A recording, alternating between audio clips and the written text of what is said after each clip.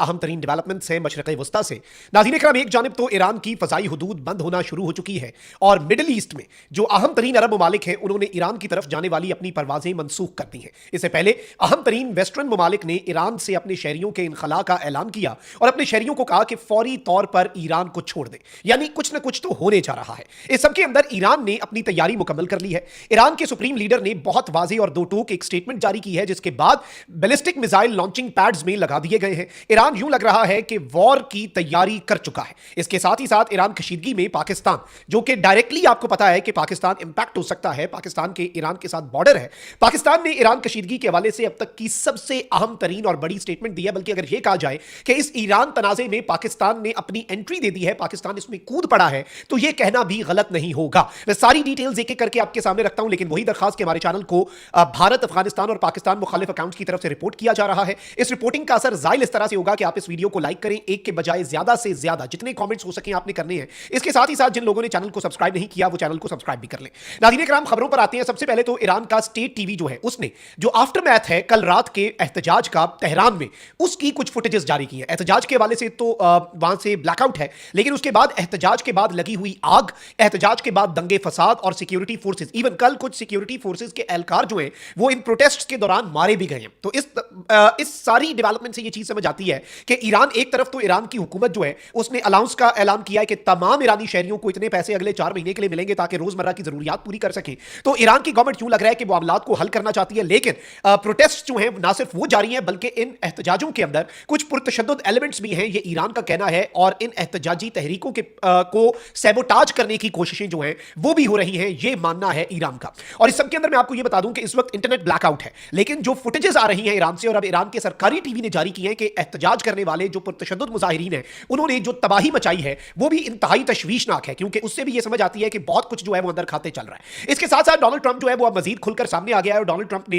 ये स्टेटमेंट दे दी है कि अगर ईरान ने अपने लोगों को मारा, इससे पहले भी दिया, अब एक मरतबा फिर डोनाल्ड ट्रंप ने ये स्टेटमेंट दिया कि अगर ईरान ने लोगों को मारना शुरू किया तो हम ईरान पर हमला करेंगे, और ये बात हमने ईरान को सख्ती से बता दी है। यानी हमने मुख्तलिफ सोर्सेज से, मुख्तलिफ जराए का इस्तेमाल करके हमने ईरान को डायरेक्टली भी ये मैसेज कम्युनिकेट कर दिया है कि हम ईरान पर हमला कर देंगे, हम ईरान पर कब्जा जो है वो करने की तरफ बढ़ेंगे और ईरान के अंदर रिजीम चेंज कर देंगे। मैंने कल आपको खबर दी कि इराक के अंदर अमेरिका की एयर एक्टिविटी बढ़ती जा रही है और अमेरिका की डेल्टा फोर्स, ये वही फोर्स है जिसने वेनेजुएलियन प्रेसिडेंट निकोलस मादुरो और उसकी बीवी को गिरफ्तार किया, ये डेल्टा फोर्स भी इराक तक पहुंच चुकी है। मशरिक़ वस्ता के अंदर अमेरिका के बेसिस पर मूवमेंट बढ़ रही है और इसके साथ ही साथ वहां पर एयर एक्टिविटी बढ़ रही है। रीफ्यूलिंग टैंकर्स पहले ही पहुंच चुके हैं, अमेरिका के सर्वेलेंस ड्रोन ईरान के करीब अपनी परवाजें भी कर चुके हैं। अब एक और अपडेट ये भी है कि ईरान की इंटेलिजेंस ने मुबैना तौर पर सेवरल इंडियंस और अफगान्स को अरेस्ट भी किया है, और ये ईरान के मुखालिफ मुल्क के लिए, वो कौन सा मुल्क है आप मुझसे बेहतर समझते हैं, उसके लिए मुबैना तौर पर ये जो लोग हैं ये यहां पर जासूसी है वो कर रहे थे। ये एक बड़ी अपडेट है, इस चीज को आपने समझना है। This is something very big. अच्छा, इसके साथ ही साथ अब क्या हुआ है? पहले तो ये हुआ कि रशिया जो है उसने अपने लोगों को और अपनी एम्बेसी के स्टाफ को निकाला इसराइल से। ईरान कह चुका है कि हम प्रीएम्प्टिव स्ट्राइक्स की तरफ बढ़ेंगे, अगर हमें लगा हमला होने वाला है हमले से पहले ही हमला कर देंगे। मतलब बहुत बड़ी चीज है ये, कोई छोटी मोटी बात नहीं है।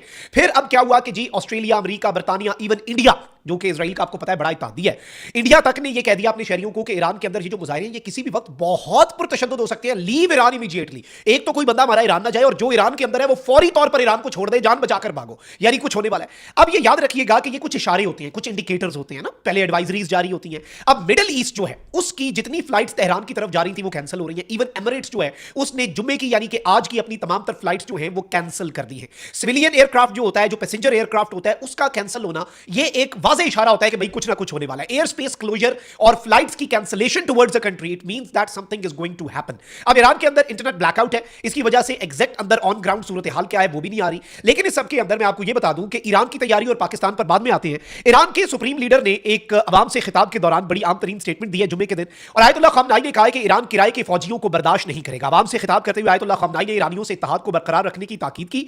आयतुल्लाह ख़ामनेई ने कहा कि कुछ फसादी अवामी इमलाक को नुकसान पहुंचाकर ट्रंप को खुश करना चाहते हैं। अमेरिकी सदर डोनाल्ड ट्रंप अपने मुल्क के मसाइल पर तवज्जो दें। सुप्रीम लीडर ने कहा कि इस्लामी जमहूरिया ईरान किराए के फौजियों को बर्दाश्त नहीं करेगा। वाज़ेह है कि ईरान में मौशी बहरान के खिलाफ मुल्क गिर मुजाहिरों का सिलसिला जारी है। 28 दिसंबर से जारी मुजाहिरों में सिक्योरिटी एहलकारों तक को मारा गया, और सिक्योरिटी एहलकारों समेत जो टोटल कैजुअलिटीज ईरान का अपना मीडिया रिपोर्ट कर रहा है, सरकारी मीडिया, वो ऑलमोस्ट 45 है। यानी दोनों साइड से टोटल मिलाकर 45 लोग जो है वो मारे जा चुके हैं।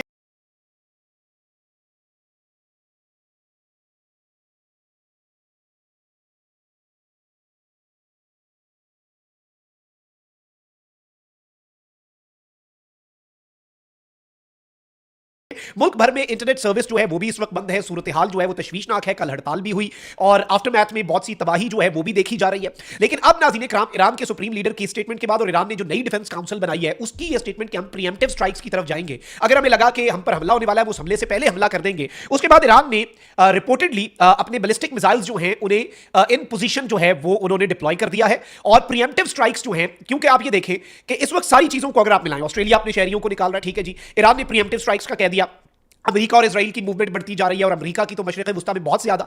इस सब के अंदर ईरान क्या प्रीएम्प्टिव स्ट्राइक्स की तरफ बढ़ने जा रहा है, क्योंकि ईरान ने कुछ नोटम्स जारी करके अपने बैलिस्टिक मिसाइल्स जो हैं उन्हें डिप्लॉय करना शुरू कर दिया है। This is a very huge development, क्योंकि ये पूरे मशरिक वुस्ता को बदल के रख देगी। और हम तो अमन की बात करते हैं, हम तो चाहते हैं कि मामला पुरअमन तरीके से हल हो और हमारी दुआ भी यही है। लेकिन let's see how things unfold. मामला जो है वो अच्छा खासा गंभीर है, सूरत हाल कोई ज्यादा अच्छी इस वक्त बताई नहीं जा रही और सिचुएशन जो है वो बिलाशुबा विदाउट डाउट बहुत ज्यादा अलार्मिंग बताई जा रही है। इस सब के अंदर मैं आपको ये एक और चीज बताता चलूं कि पाकिस्तान जो है उसने भी एक अहम तरीन स्टेटमेंट दी है। और पाकिस्तान ने जो ईरान को थ्रेट्स हैं अटैक के, और कौन सा मुल्क कर रहा है और किस मुल्क की तरफ से ये कौन सा मुल्क एस्पायर कर रहा है कि वो ईरान के अंदर स्ट्राइक करे, उसके तनाजुर में पाकिस्तान ने ये स्टेटमेंट दी है कि Pakistan will never allow anyone to destabilise Iran. यानी पाकिस्तान जो है वो किसी भी मुल्क को ये इजाजत नहीं देगा कि वो ईरान को डीस्टेबलाइज करे। ईरान के अंदर जो गवर्नमेंट है, जाहिर बात है किसी मुल्क को आप डीस्टेबलाइज, उस मुल्क के अंदर कोई रिजीम चेंज करके या उस मुल्क के अंदर गवर्नमेंट का तख्ता उलट के इसी तरह के काम करके ही मुल्कों को डीस्टेबलाइज पहले भी किया जाता रहा, इसमें कोई नई चीज नहीं है। और इस हवाले से पाकिस्तान ने जो स्टेटमेंट दिया, आई थिंक वो बहुत ज्यादा अहमियत की हामिल है और पाकिस्तान ने अपनी जो पोजीशन है वो बहुत ज्यादा क्लियर कर दी है। पाकिस्तान ने अपनी पोजीशन जो है वो बहुत ज्यादा वाजे कर दी है। This is something very big. इसे पाकिस्तान की तरफ से एक मैसेज के तौर पर भी देखा जा रहा है, क्योंकि Pakistan is in a position of strength.